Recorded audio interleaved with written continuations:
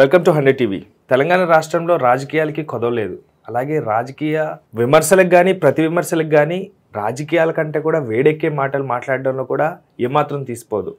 అలాంటిది ప్రస్తుతం Congress versus BJP ఎప్పుడైతే కాంగ్రెస్ పవర్లోకి వచ్చిందో బీఆర్ఎస్ని టార్గెట్ చేస్తూ ఉంది, బీఆర్ఎస్లో ఎదుగుతున్నటువంటి యువ నాయకుల్ని తొక్కేయడానికి ప్రయత్నిస్తూ ఉంది అన్న ఆరోపణలు వినిపిస్తూనే ఉన్నాయి. దానిలో ప్రత్యేకంగా మాట్లాడుకోవాలంటే కౌశిక్ రెడ్డి గారి విషయం. గతంలో కూడా కౌశిక్ రెడ్డి గారి పైన అన్యాయంగా అరెస్ట్ చేసి ఇబ్బంది పెడుతూ రాజకీయంగా కిందకి లాగాలి అని ట్రై చేస్తున్నారన్నట్టుగా బీఆర్ఎస్ నాయకులు కూడా ఎన్నోసార్లు విమర్శించడం జరిగింది. అయితే ప్రస్తుతం కౌశిక్ రెడ్డి గారు ఒక సమావేశానికి హాజరవుతుండగా అక్కడ జరిగినటువంటి ఒక సన్నివేశం చేదు అనుభవాన్ని మిగిల్చినట్టుగా తెలుస్తుంది. అయితే ఆ సందర్భం ఏంటి, అక్కడ జరిగినటువంటి ఆ అవమానానికి సంబంధించి విషయం ఏంటో మనతో మాట్లాడడానికి పొలిటికల్ జర్నలిస్ట్, సినీ అనలిస్ట్ జగదేవ్ గారు ఉన్నారు. సార్తో మాట్లాడతాం. నమస్తే అండి. సో ప్రస్తుతం కౌశిక్ రెడ్డి గారి విషయం ఏమైందండి? అంటే ప్రస్తుతం ఏం జరుగుతుంది? టమాటాలు వేయటం అనే మీరు అడిగే క్వశ్చన్లో బీఆర్ఎస్లో ఉండే యువ నాయకుల్ని కాంగ్రెస్ తొక్కేయడము అనేది కరెక్ట్ కాదేమో నా అభిప్రాయం. నాయకులు ఎప్పుడు ఎదుగుతూనే ఉంటారు. ఇంకోటి ఏంటంటే ఒకప్పటిలాగా నాయకులకి ఫిక్స్డ్గా ఒక పార్టీ అంటూ లేదు. ప్రస్తుత నాయకులకి బీఆర్ఎస్ నాయకులు అదే కాదు, బీఆర్ఎస్ నాయకులు అదే అంటున్నారు. ఎవరైతే పవర్ఫుల్లో, ఎవరైతే నెక్స్ట్ అటు తీసుకోవడం కామన్ అలా అంటూ అదే అన్నా నేను కూడా. ఒక మాట, బీఆర్ఎస్ఏ ఉంది, సారీ అలియాస్ టీఆర్ఎస్.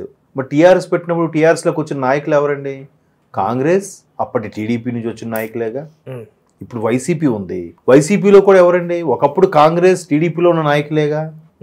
సో మొదటి నుంచి ఉన్న పార్టీ కాంగ్రెస్ కాబట్టి కాంగ్రెస్ లో సీనియర్ నాయకులు ఉన్నారు. బట్ కాంగ్రెస్ కు మరలా వెనక్కి వచ్చి బీఆర్ఎస్ నుంచి, బీజేపీ నుంచో లేదా ఇతర ఇండిపెండెంట్ గా వచ్చి వెనక్కి వచ్చిన వాళ్ళు చాలా మంది ఉన్నారు. సో ఇక్కడ ఒక పార్టీకి చెందిన యంగ్ లీడర్స్ ని ఇంకో పార్టీ తొక్కేస్తే గనుక ఆ పార్టీయే తొక్కేయాలి తప్ప వేరే పార్టీ తొక్కే ఛాన్స్ లేదు. అయితే ఈ 2023 ఎలక్షన్స్ తర్వాత తెలంగాణలో బీఆర్ఎస్ లో ఏదైతే బాగా హడ్డిల్స్ ఫేస్ చేస్తుందో గవర్నమెంట్ ఓడిపోయాక, వాళ్ళ మీద కేసులని, కేటీఆర్ గారి కేసులని, లేదా కవిత గారి కేసులని, కేసీఆర్ గారు అనారోగ్యం కారణంగా లేదంటే ఆరోగ్యం అది తుంటి ఎముకు ఆపరేషన్ అవ్వడం, ఇలా కొన్ని కారణాల వల్ల బయట ప్రపంచానికి రాలేని పరిస్థితుల్లో ఇవన్నిటినీ కూడా ఏకఛత్రాధిపత్యంగా నడిపిస్తున్నది, అందరినీ డిఫెన్స్ ఆడుకుంటుంది కేటీఆర్ గారే. ఆ విషయంలో ఆయన హ్యాట్స్ ఆఫ్ చెప్పొచ్చు. పైగా ఆయన మంచి వక్త, బాగా మాట్లాడతాడు ఆయన. సో తర్వాత ఎవరైనా ఉన్నారంటే హరీష్ రావు గారే. ఇక మాజీ మంత్రులు ఎవరు కూడా అణుములు మినుములు అనట్లేదు, ఎవరు ఎక్కువగా మాట్లాడట్లేదు. ఇలాంటి నేపథ్యంలో కౌశిక్ రెడ్డి అనే ఒక కొత్త తరం నాయకులు తెర మీదకి వచ్చారు. ఇంతకుముందు ఉన్నారు, ఫస్ట్ టైం రేస్లోకి కూడా వచ్చారు. అండ్ మోర్ ఓవర్ బాగా వినిపిస్తుంది ఆయన పేరు. ఎందుకు? ఆయన చేసే పోరాటాలే. ఏదైతే ప్రతిపక్షాలు పోరాటాలు చేస్తారో ఖచ్చితంగా ప్రజల కోసం తప్ప వాళ్ళ కోసం అయితే కాదు చేస్తున్నారు.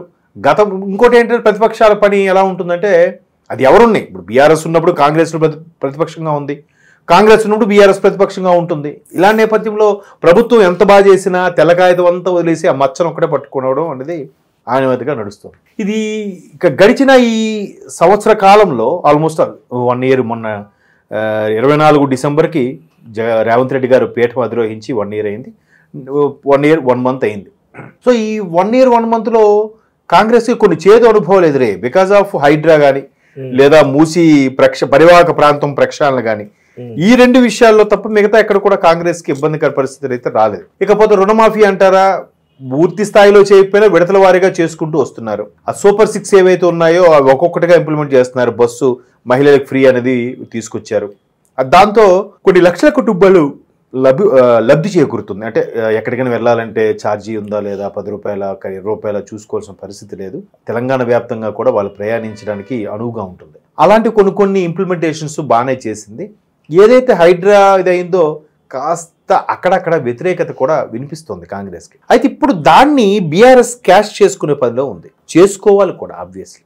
ఎందుకంటే గడిచిన 10 ఏళ్ళలో బీఆర్ఎస్ నడిపించింది కాబట్టి అక్కడుండే లోటుపాట్లలో కొన్ని వేలెత్తి చూపించి పాయింట్అవుట్ చేసి ఇవి ఖచ్చితంగా లోటుపాట్లే అని ప్రజలకు ఒప్పించగలిగారు కాబట్టే కాంగ్రెస్ ఈరోజు పీఠం అధిరోహించగలిగింది కదా.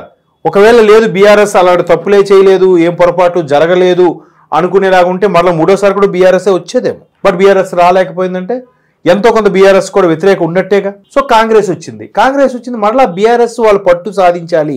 ఎందుకంటే బీఆర్ఎస్ లో ఉన్న ప్రతి ఒక్కరు కూడా అయితే బీజేపీకో లేకపోతే కాంగ్రెస్ లోకో వలసలు వెళ్ళిపోతున్నారు. మాజీ మంత్రులుగా పేరుగాంచిన చాలా మంది పెద్ద పెద్ద పదవులు అధిరోహించిన వారు కేశవరావు గారు కానీ, ఇప్పుడు ఎవరు దానం నాగేంద్ర గారు కానీ, చాలా మంది వీళ్ళందరూ కూడా ఒక్కొక్కరుగా వెళ్ళిపోయారుగా కాంగ్రెస్ లోకి. మరల ఇంకొంతమంది వేటుంది, దగ్గర దగ్గర 9 మంది ఎమ్మెల్యేలు వాళ్ళు ఏ గుర్తు మీద గెలిచారు, ఇప్పుడు ఏ పార్టీలో ఉన్నారు, ఇవన్నీ కూడా చర్చకు ప్రస్తావనకు వస్తాయి. కాకపోతే ఈ గ్రామ సభలు అనేవి ఏం చేసిందంటే కాంగ్రెస్ ప్రభుత్వంకి ఎక్కడైతే అక్కడక్కడ హైడ్రా విషయంలో కానీ, కొన్ని రకాల పథకాల విషయంలో, మన రుణమాఫీ లాంటి పథకాల విషయంలో కానీ ఎక్కడైతే వ్యతిరేకత ఏర్పడిందో దాన్ని సరిదిద్దుకునే ప్రయత్నంగా కాంగ్రెస్ రేవంత్ రెడ్డి గారి గవర్నమెంట్ రేవంత్ రెడ్డి గారి సమక్షంలో ఒక టీంని రెడీ చేసింది. గ్రామ సభల ద్వారా ప్రజలకు మరింత చేరువై, అంటే ఇప్పుడు చూసారా ముఖ్యమంత్రి రేవంత్ రెడ్డి గారు ప్రమాణ స్వీకారం చేసిన కొత్తలో ఆయన క్యాంప్ హౌస్ దగ్గర ప్రజలతో ముఖ్యమంత్రి లాంటి ఒక కార్యక్రమం పెట్టారు. సో ఎవరికి నచ్చింది వాళ్ళు మొత్తం వినతులు సమర్పించడం, అయ్యా మా ఊళ్ళో ఇది లేదు, లేకపోతే నాకు పెన్షన్ రావట్లేదు, మా వారు చనిపోయినా మా అబ్బాయికి ఇంకా ఉద్యోగం ఇవ్వలేదు, ఇలాంటి రకరకాల అర్జీలు స్వీకరించారు. సో ఇలాంటి అర్జీలు స్వీకరించిన నేపథ్యం దాన్ని ఒక గ్రామ సభగా పెట్టి జిల్లా ఇన్ఛార్జ్ మంత్రులకి, అక్కడక్కడ కొంతమంది సీనియర్ లీడర్ని జిల్లా స్థాయిలో మన నియోజకవర్గ స్థాయిలో పెట్టి గ్రామ సభలు నిర్వహించి అసలు ఏంటి, ఎవరెవరికి ఏం కావాలని కోరుకుంటున్నారు, అర్హులైన వారికి ఇళ్ళు వస్తున్నాయా లేదా, అర్హులైన వారికి గ్యాస్ కనెక్షన్ వస్తుందా లేదా